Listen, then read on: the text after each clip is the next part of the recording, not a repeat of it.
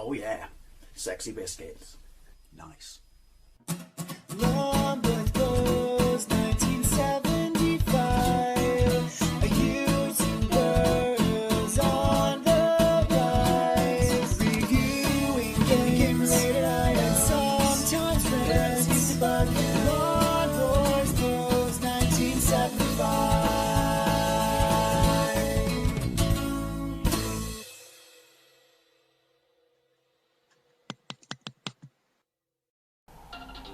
Welcome to another Amiga vs Megadrive comparison video, or in this case A500 Mini versus the Megadrive Mini. In this video I'm continuing my gameplay through as many Sega arcade ports as I can, and you're probably going to say once again, Dave, it's a bit unfair, this is going to be a bit one-sided. Well, I still want to cover all the Sega games, and I am working on Turbo Outrun, but I'm having problems with how often it crashes. But I will get there, so I thought I'd have a pop at Altered Beast. Released in the arcades by Sega in 1988 and runs on their System 16 hardware. You play a Centurion who's been brought back to life by Zeus to rescue his daughter who's been kidnapped by Neth, the Lord of the Underworld. It's a side-scrolling beat-em-up. It was 1 or 2 players simultaneous in the arcades. It was an absolute 10p muncher, but had absolutely massive sprites, and it had this gimmick, which is there were certain wolves you could hit, white wolves I believe,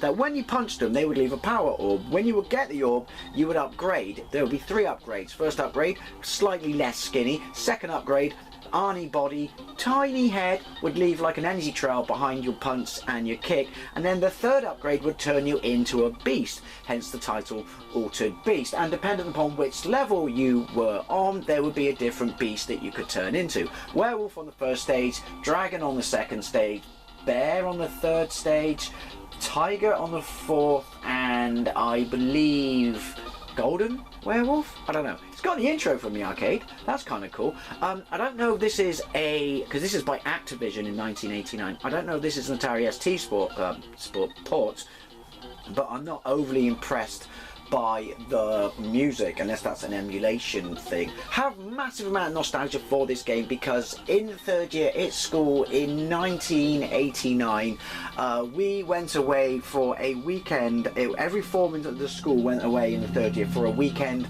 you know, no schoolwork or anything like that, to a place called Simmons Bath, where in the first year you would go away for a week of educational activities. So as a third year, it was kind of like a throwback then to something nice, and it was all about, you know, there was no schoolwork and stuff like that.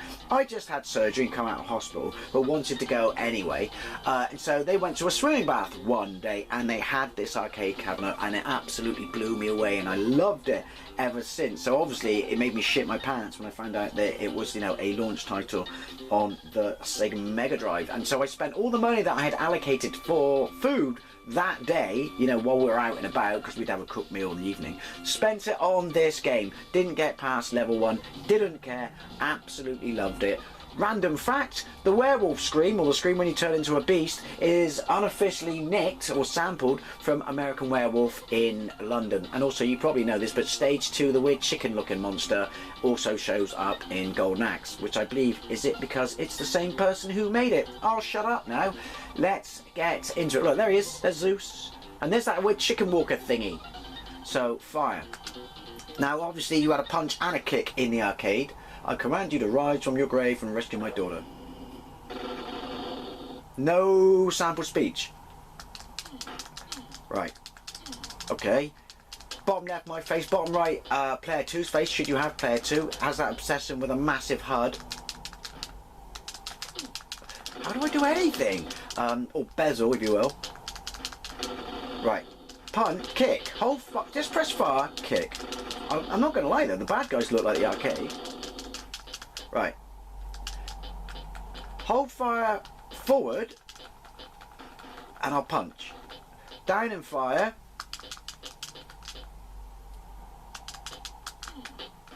Right, there he is. Now, first things first, it's Ivan Ooze from the Power Rangers. Sample Speech Power Up movie. You know, the 1993 one. But why isn't the werewolf? I know, nitpick. Why isn't the werewolf white? Why is the milk a cow lilac? Points for the quote. Kind of gave you it away. these controls are choppy as hell. However, it's had to adapt a 2-button control system to a 1-button joystick, so I can kind of forgive it for that. And I do like the fact that the enemies explode towards the screen, which is what they did, you know, in the arcades. Graphically, it's not terrible. I think we know who's going to be the winner in this department. Oh, look at that. Oh, I can... Shouldn't I be able to... There. You should be able to kick up, which is the only way you can kill him, only I can't, for some reason.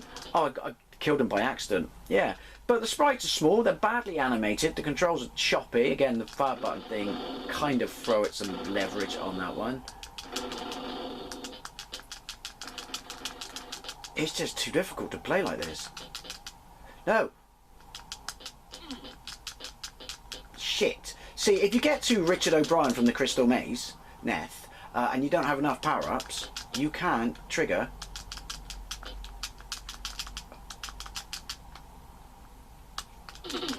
How do I fucking get up there? There's so much wear shit going on, I'll be power up to the tits. Right, hang on. I don't know. He's flashing, so that makes him a white werewolf. I completely lost my train of thought because I'm lost in a world of appalling controls. Oh, you just... If they appear too quickly, you know, around you or on you or anything like that... Oh, not you again. You can't do anything. They just suck the life out of you. Right. Come on, we need some power-ups. It's going to take forever.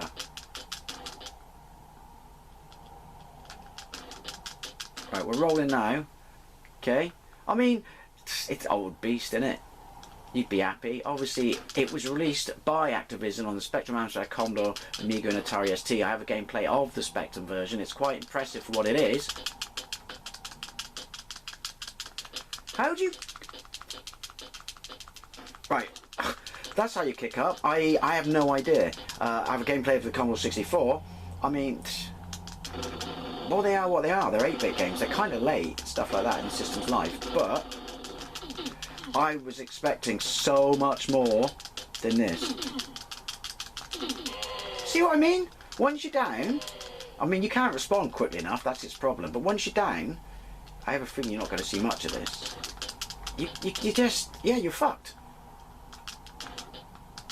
I mean, to be fair, I am dead. Right. Jump. I mean, what am I supposed to do there? Right, I'm Arnie, but the thing is, there is no real difference in your size. Right. See? I'm press and kick. Come on.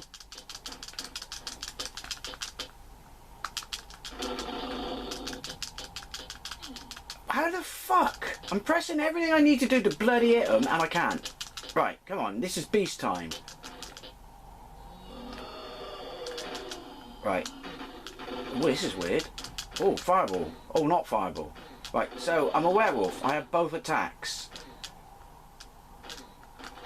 I got it. Right. Fire by itself, again, one button, is that.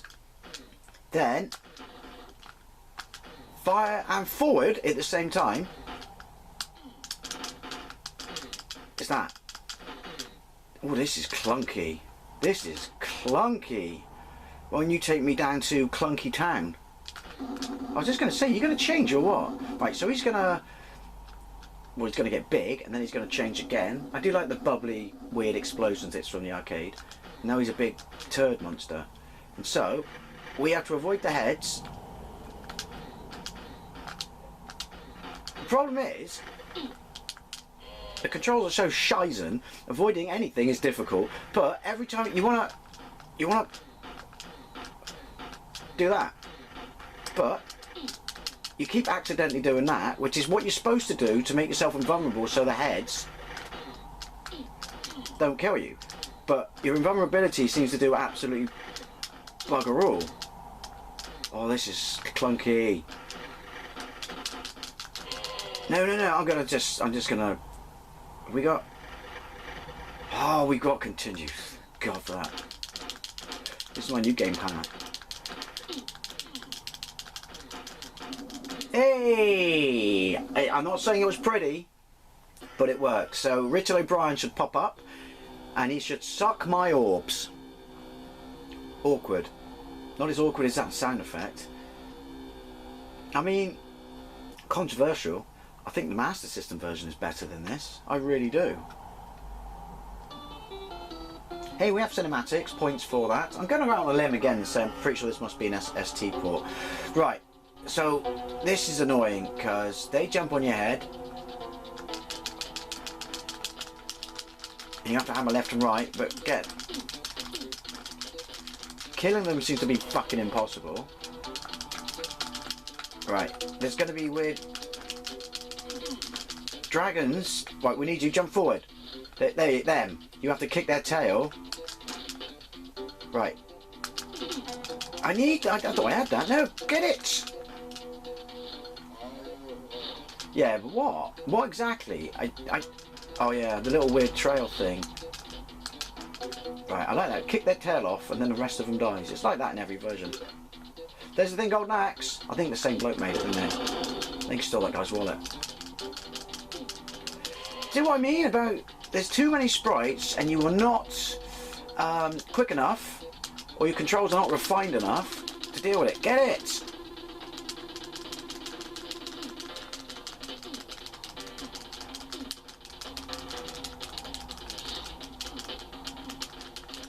I'm just going to say, what do you have to do to kill? Get that? Right, so we're Arnie now. You know what I mean when we play the Mega Drive version about when you're Arnie, because he looks like Arnie. I just don't there. Right, we need one more wolf, so he shows up, he zaps his hand. It looks like the arcade. I'll give it that. Each level is a decent representation of the arcade.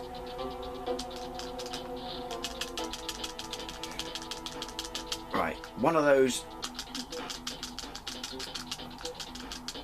Come on. I need you. See what I mean? Your controls are just too shit to deal with how much stuff is going on the screen. I know it's supposed to be difficult. I know it's supposed to load the screen like this, but my God.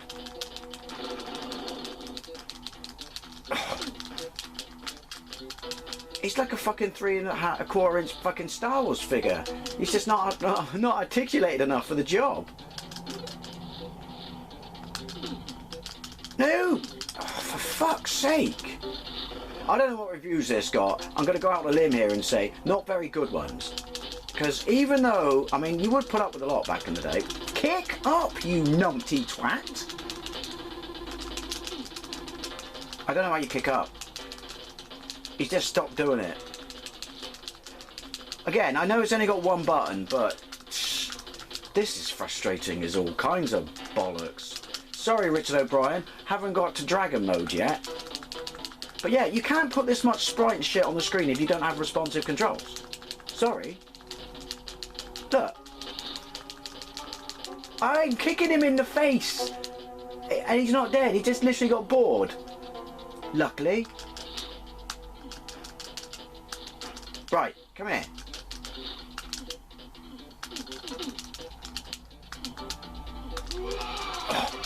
Right, oh. Right, so we are the dragon. We got dragon mode on. That's kind of cool. How do I... Right. Same thing. Forward and fire. We'll get that. That's health. Is... Forward and fire is do your zap. Up in fire is your force field. Which is bloody handy. But not perfect. I mean, yeah, it's old beast. It's kind of old beast.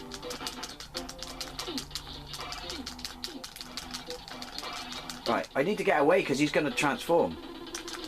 Well, really? You can get on my head there, can you? I don't know how I'm going to kill him. He's going to turn into a weird eyeball plant monster thingy. Don't believe me? And here's the other thing. You press forward and fire, but you don't stay on the spot. You move forward.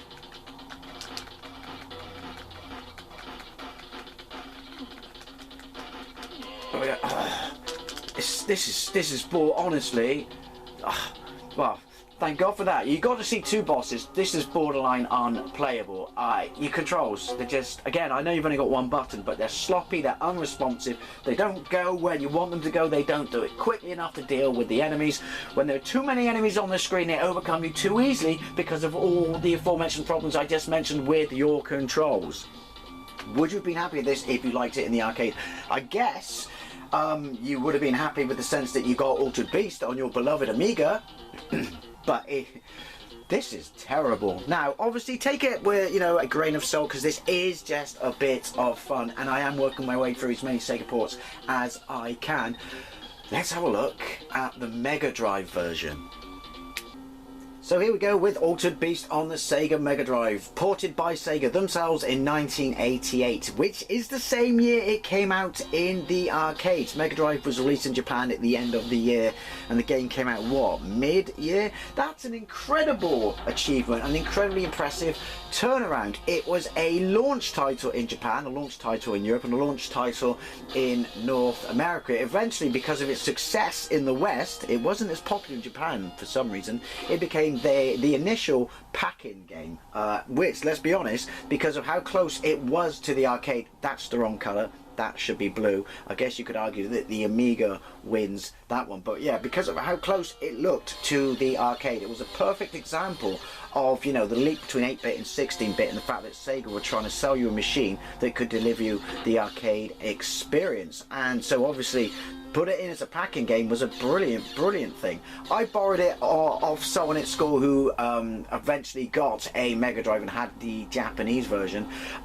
You know, but I never had it, you know, initially for my system back in the day, hence the fact that I don't have it in my re-pieced together Japanese. There's the intro. So hey, the Amiga had that. This one's better. Yeah, so hence the fact I don't have it in my re-pieced together Japanese childhood Mega Drive collection, but I do have a massive amount of nostalgia for it. Is it arcade perfect? I mean, in its first release, you know, or when it was first released, the reviewers said, look at this, the arcade has come home. Looks utterly fantastic. I mean, it's night and day above the Amiga version. Again, take this video with a grain of salt, it's a bit of fun, but I refuse to believe that that's, see what I mean about Arnieing up? Refuse to believe that that's the best version the Amiga could do. Take them out in their Speedos. So, let's get into it. Is it arcade perfect? No, it's not, but check it out. It's got parallax scrolling. The arcade hasn't. You're welcome. Fire. Boom. So we're not. Speech. Charlton Heston. Right. So punch. You do move forward then. Kick. If you stay at the back and it scrolls forward, it will move you forward. So you know, the Amiga kind of had that. Look. How precise the controls are. And also the wolf was the right colour. I kind of let it off. Well, no, there's no excuse for that. I mean, if you can make the wolf flash, then you could give us a bloody white wolf. The controls are super tight. It's super responsive. You can see that they've actually got two, he says that, I get twatted, two heads in this one. But you don't get absolutely butchered if there's more than one on the screen at once. Right. Speedo time! There are cheap deaths, like how they come out the floor and stuff like that. Right. But look. I can kick him. See how quickly you can pitch through the level as well? I need to... There we go. American Werewolf in London. Cool, you don't get that screen on the Amiga. Just fire. Thanks, mate. Speech, look, speech. No bezel, thank God for that. Hey, do you know what though? I will give this to the Amiga version. It did a decent representation of the boss, although the Master System does an amazing representation of the boss. Background is black, and you could argue it's better than the Amiga version. Right, you press kick and you do that.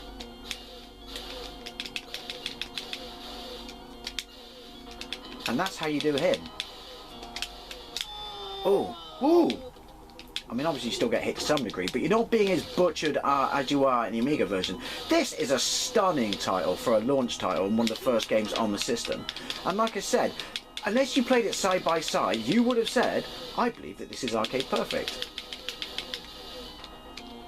I do believe this is arcade perfect, he said. Has he got all wig and twitch it? Yes. I think that's because he's taken damage.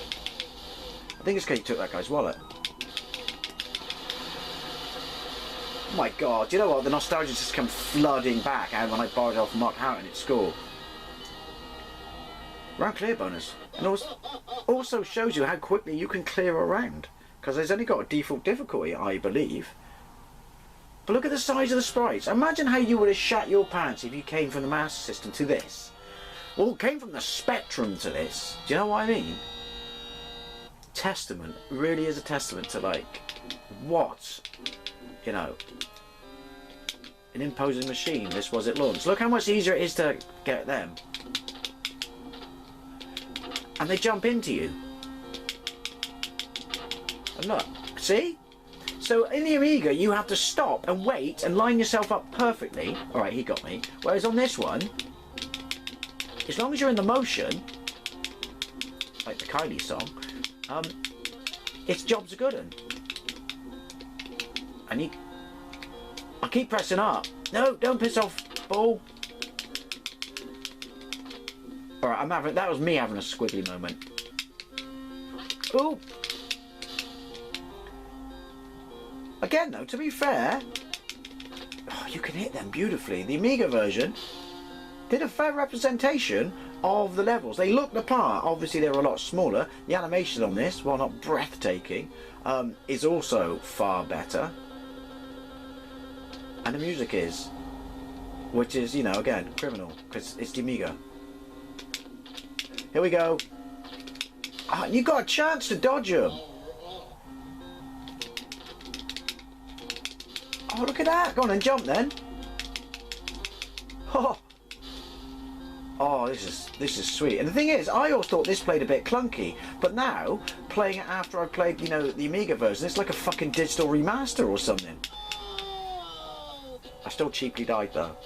Oh, you only got, well, that's it. You got no continues?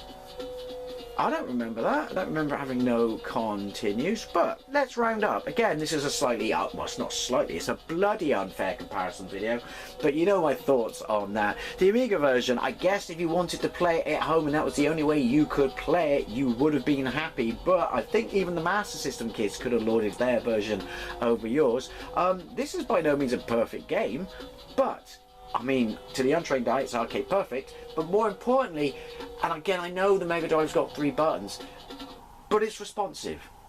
It's responsive, and that's the biggest fault with the Amiga version, is it's just not responsive enough. Anyway, as always, I'd love to know what you think. If you had it on the Amiga and were you as disappointed, again, you can be 2-player if you want to. Fair enough, though, the Amiga could do that. I didn't have the means to do it, and there was no demo to let you know if it slowed down horrifically. I'm wondering if it did, but yeah. But you know, if you had an Amiga, were you incredibly disappointed or just happy to have Altered Beast? But what are your thoughts and memories if you had a Mega Drive at launch, whether it was Japanese, American, or European? All the cool kids had Japanese ones like me, obviously. And yeah, and what it did to you compared to everything else you played up to that point. And you know, did the arcade actually come home? And as always, thank you very much for watching, and I'll see you later.